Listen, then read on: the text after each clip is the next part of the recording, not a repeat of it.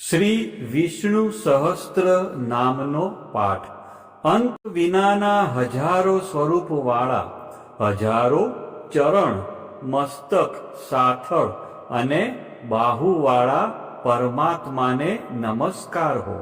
હજાર નામવાળા અને હજાર કોટી યુગને ધારણ કરનાર એવા શાશ્વત બ્રહ્મ પુરુષને નમસ્કાર હો. જેની નાભીમાં કમળ એવા ભગવાન શ્રી વિષ્ણુને નમસ્કાર હો. જળમાં શયન કરનાર શ્રી વિષ્ણુ ભગવાનને નમસ્કાર હો. હે કેશવ, હે વાસુદેવ, આપને નમસ્કાર હો. બ્રહ્મ સ્વરૂપ અને ગૌ બ્રહ્મનું હિત કરનાર એવા દેવને નમસ્કાર હો. જગતનું હિત કરનાર શ્રી કૃષ્ણને નમસ્કાર હો. ગોવિંદ સ્વરૂપને નમસ્કાર હો. જેમ આકાશમાંથી પૃથ્વી પર પડેલું પાણી સમુદ્રમાં જાય છે, તેમ બધા દેવોને કરેલા નમસ્કાર ભગવાન કેશવ પ્રતિ જાય છે. જેમાં શ્રી હરિનું ભજન પૂજન થાય છે એવા આ માર્ગ નિષ્કુંઠ છે, અને શ્રી હરિના ભજન પૂજન વિનાના માર્ગને કુમાર્ગ જાણવો.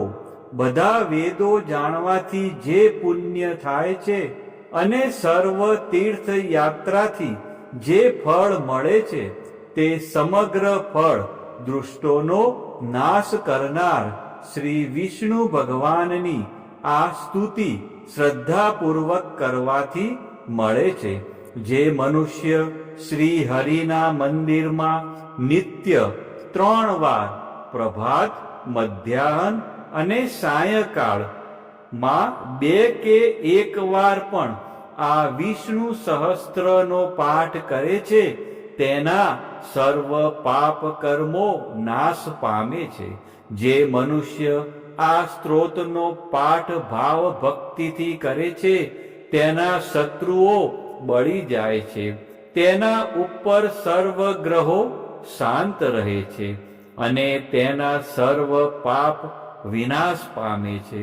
જેણે શ્રદ્ધાપૂર્વક આ સ્ત્રોતોનું ધ્યાન કર્યું કે પાઠ કર્યા, તેને સર્વ દાન આપ્યા અને દેવોની ઋણા પ્રકારની પૂજા કરી એમ સમજવું. જે મનુષ્ય દરેક બારસના દિવસે મારી સમીપ આ સહસ્ત્ર નામનો પાઠ કરે છે, તેને આ લોક કે પરલોકમાં કોઈ પણ ઠેકાણે ભય રહેતો નથી અને તેના કરોડો પાપ ધીમે ધીમે બળી જાય છે. હે અર્જુન, જે મનુષ્ય પીપળાની પાસે કે તુલસીની પાસે બેસીને આ શ્રી વિષ્ણુ સહસ્ત્ર નામનો પાઠ કરે છે, તે કરોડો ગાયોના દાનનું ફળ પામે છે. વળી જે મનુષ્ય નિત્ય શિવાલય અથવા તુલસીના વનમાં બેસીને નિત્ય શ્રી વિષ્ણુ સહસ્ત્ર નામનો પાઠ કરે છે, તે મોક્ષ પામે છે અને તેના બ્રહ્મમાં ઇત્યાદિ ઘોર પાપ હોય તો પણ તે સર્વનાશ પામે છે, એવું ચક્રધારી ભગવાનનું વચન છે.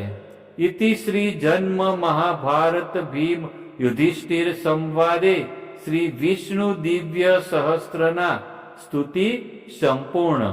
હવે આપણે ભગવાન શ્રી વિષ્ણુના 108 દિવ્ય નામ, જેને અષ્ટોત્તર સતનામાવલી કહેવાય છે, જે નીચે મુજબ છે. આપણે આ બધા નામો શાંતિથી સાંભળીશું. આ નામોનો જાપ કરવાથી મનને શાંતિ મળે છે અને આધ્યાત્મિક ઉન્નતિ થાય છે. ઓમ વિષ્ણવે નમઃ. ઓમ વિશ્વરૂપાય નમઃ. ઓમ પદ્મનાભાય નમઃ. ઓમ પ્રજાપતયે નમઃ. ઓમ ઋષિકેશાય નમઃ. ઓમ પદ્મનાભાય નમઃ. ઓમ માધવાય નમઃ. ॐ जनार्दनाय नमः ॐ गोविन्दाय नमः ॐ त्रिविक्रमाय नमः ॐ श्रीधराय नमः ॐ केशवाय नमः ॐ पुरुषोत्तमाय नमः ॐ दामोदराय नमः ॐ अच्युताय नमः ॐ साणङ्गपाणये नमः ॐ उपेन्द्राय नमः ॐ इन्द्राय नमः ॐ वामनाय नमः ॐ वैकुण्ठाय नमः ॐ जिष्णवे नमः ॐ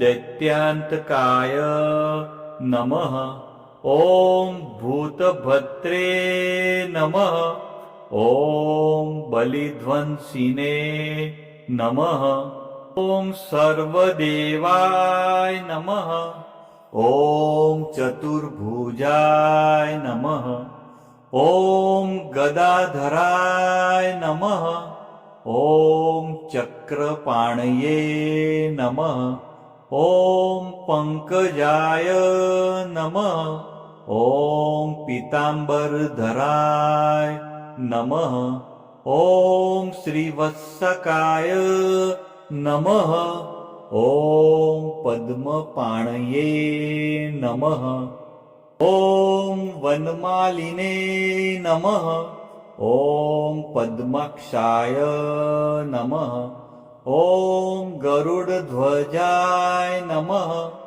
ॐ अनन्तशयनाय नमः ॐ जगन्नाथाय नमः ॐ सर्वेश्वराय नमः ॐ परमेश्वराय नमः ॐ लक्ष्मीपतये नमः ॐ वराहाय नमः ॐ नृसिंहाय नमः ॐ भार्गवाय नमः ॐ रामाय नमः ॐ हलधराय नमः ॐ बुद्धाय नमः ॐ कल्किने नमः ॐ कृष्णाय नमः ॐ दयानिधये नमः ॐ दयामयाय नमः ॐ ज्ञानेश्वराय नमः ॐ विश्वकर्मणे नमः ॐ सच्चिदानन्दाय नमः ॐ निर्गुणाय नमः ॐ सगुणाय नमः ॐ सर्व आत्मने नमः ॐ अन्तर्यामिने नमः ॐ कमलाक्षाय नमः ॐ मुकुन्दाय नमः ॐ मुरलीधराय नमः ॐ पीताम्बरधराय नमः ॐ गोपालकाय नमः ॐ गोपीवल्लभाय नमः ॐ कामदाय नमः ॐ मोक्षदाय नमः ॐ वरदाय नमः ॐ शरणागतवत्सलाय नमः ॐ भक्तपालकाय नमः ॐ दीनबन्धवे नमः ॐ करुणासागराय नमः ॐ कमलापतये नमः ॐ चतुर्वेदाय नमः ॐ वेदान्तवेदाय नमः ॐ यज्ञेश्वराय नमः ॐ धर्मध्यक्षाय नमः। ॐ विश्वतोमुखाय नमः। ॐ सहस्रशीर्षाय नमः। ॐ सहस्रसाक्षाय नमः। ॐ सहस्रपाटे नमः। ॐ परायणाय नमः। ॐ परब्रह्मणे नमः। ॐ परमात्मने नमः। ॐ अनादिनिधनाय नमः। ॐ अजाय नमः।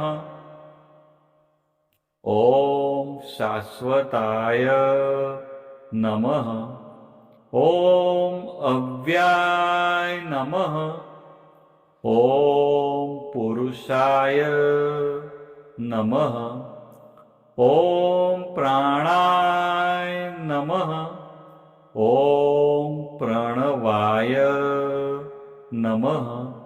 ॐ ओमकाराय नमः। ॐ सत्याय नमः। ॐ ज्ञानाय नमः। ॐ विभवे नमः। ॐ प्रभवे नमः। ॐ ईशनाय नमः।